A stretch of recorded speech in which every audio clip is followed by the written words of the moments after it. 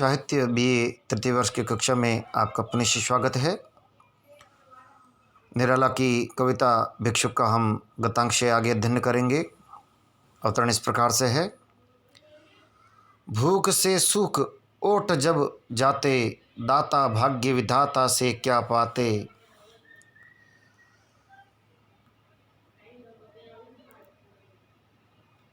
घूंट आंसुओं के पीकर रह जाते, चाट रहे जूठी पतल वे। कभी सड़क पर खड़े हुए और झपट लेने को कुत्ते भी है अड़े हुए। ठहरो आओ है मेरे हृदय में, अमृत में सींच दूंगा। अभिमन्यु जैसे हो सकोगे तुम, तुम्हारे दुख में अपने हृदय में खींच लूँगा।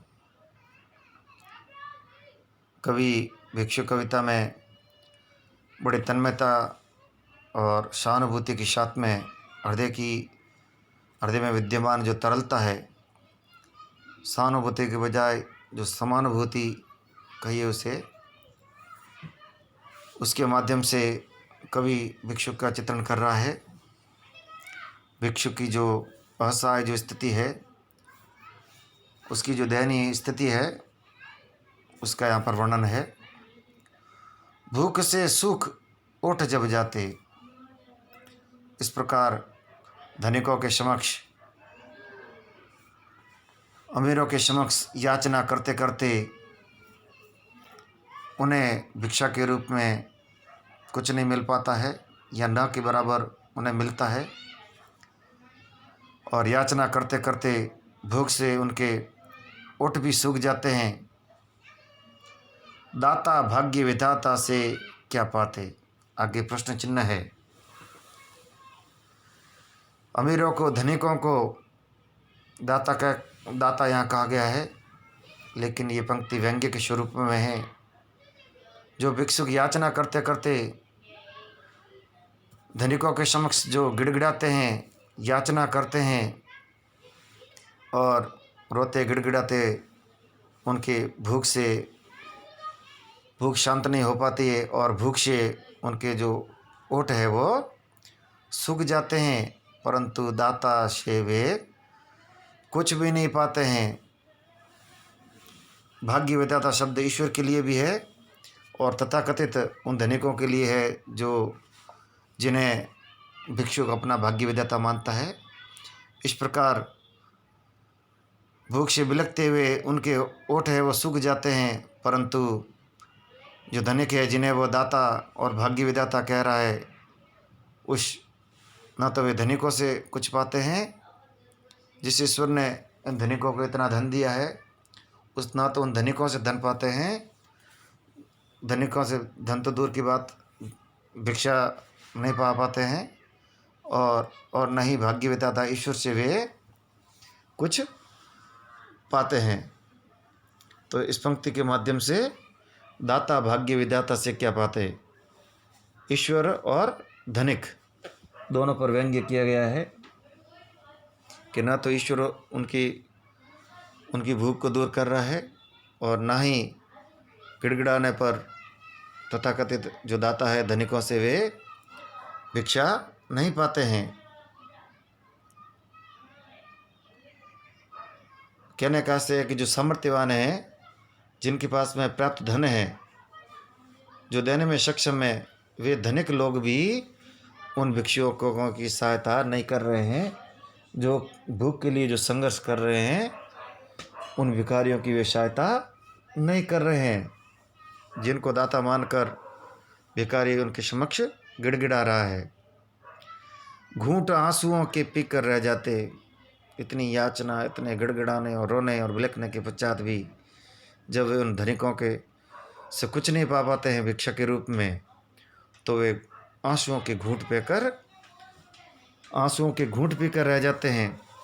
अर्थात अपने मन की जो भावनाएं हैं उसको मन में ही दबा देते हैं, परंतु किसी प्रकार का कोई वे विद्रोह इत्यादि नहीं करते हैं। और यहाँ तक कि इससे भी उनकी और जो दयनीय स्थिति है, उसका उसका जो चित्रण है आगे की पंक्तियों में किया गया है। चाट रहे जूठी पतलवे कभी सड़क पर खड़े हुए। भिखारियों के बच्चे जो धनिकों द्वारा जो भोजन का जो अपव्यय किया जाता है, उन जूठी पतलों को जब बाहर डाल दिया जाता है सड़क पर, उन जूठी पतलों में जो भोजन है उसको किसी न किसी प्रकार से प्राप्त करके अपनी भूख की अग्नि, अपनी जो भूख है, पेट की जो अग्नि है, उसको शांत करने का प्रयास कर रहे हैं। परंतु कवि कह रहा है कि ये इस प्रकार का अमानवीय कार्य भी, जूठी पतलों को चाटना भी इतना आसान नहीं है, और झपट लेने को उनसे कुत्ते भी है अड़े हुए। यहाँ पर जो मानवीय गरिमा है उसका और अधिक हनन हो जाता है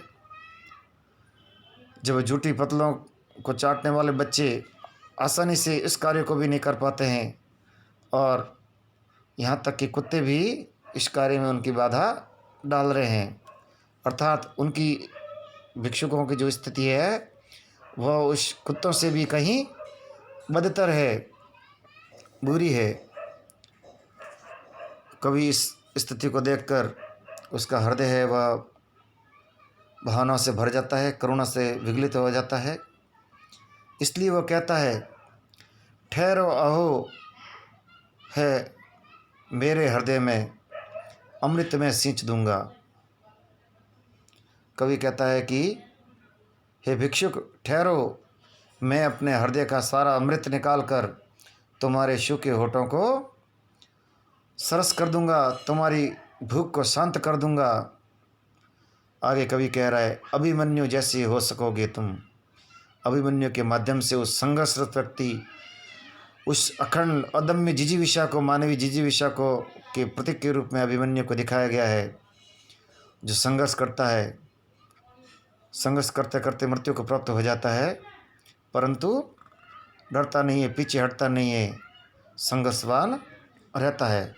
तो इस प्रकार जो अभिमन्यु व्यक्ति है वह मानवीय अदम्य जिजीविषा और संघर्ष करने वाला जो व्यक्ति है, या संघर्ष करते हुए व्यक्ति जो जीवन के सत्य पथ पर चलता है, उसको दिखाना चाहता है। तुम्हारे दुख में अपने हृदय में खींच लूँगा। कवि इतना भावुक है, कवि के हृदय में इतनी तरलता है, इतनी करुणा व्याप्त है कि वह ऐसे भिक्षुकों के दुख को खींचकर अपने हृदय में रखना चाहता है। जो मैं सहानुभूति और समानुभूति की बात कर रहा था, उसमें यही अंतर है। सहानुभूति दूसरे पर दया करके की जाती है, और जो समानुभूति होती है वह दूसरा का जो दुख दर्द है उसको अपने हृदय में उसी दुख दर्द को महसूस करना समानुभूति कहलाती है। तो कवि भिक्षुकों के जो दुख दर्द है उनको खींचकर अपने हृदय में रखना चाहता है, और अपने हृदय की जो सारी संवेदनाएं हैं उस भिक्षुक को देकर उसे सुखी और शांत करना चाहता है। उसकी जो भूख है उसको तृप्त होते हुए देखना चाहता है। इस कविता में जो कवि का जो मानवीय जो दृष्टिकोण है वह अभिव्यक्त हुआ है, और कवि की जो प्रगतिवादी सोच है वह भी यहाँ अभिव्यक्त हो रही है। और साथ ही साथ दाता भाग्य विधाता, इन कथनों के माध्यम से कवि जो धनिक है उन पर कटाक्ष कर रहा है, उन पर व्यंग्य कर रहा है, और साथ ही ईश्वर पर भी व्यंग्य कर रहा है कि उसके बनाए हुए मानव समाज में, या उसके बनाए हुए मानव में इतनी विषमता क्यों व्याप्त है। आंसुओं के घूंट पीकर रह जाना, अमृत से सींच देना, इस प्रकार के जो अंश है वे कविता की जो अभिव्यक्ति है उसकी जो व्यंजकता है उसको और अधिक बढ़ा देते हैं। और जो अभिमन्यु शब्द है वह संघर्षमयता और व्यक्ति का जो दृढ़ संकल्प है, मानव की जो अदम्य जो जिजीविषा है, जीने की जो ललक है विपरीत परिस्थितियों में, उसके प्रतीक में इसका प्रतीक बनकर उभर कर सामने आया है। धन्यवाद।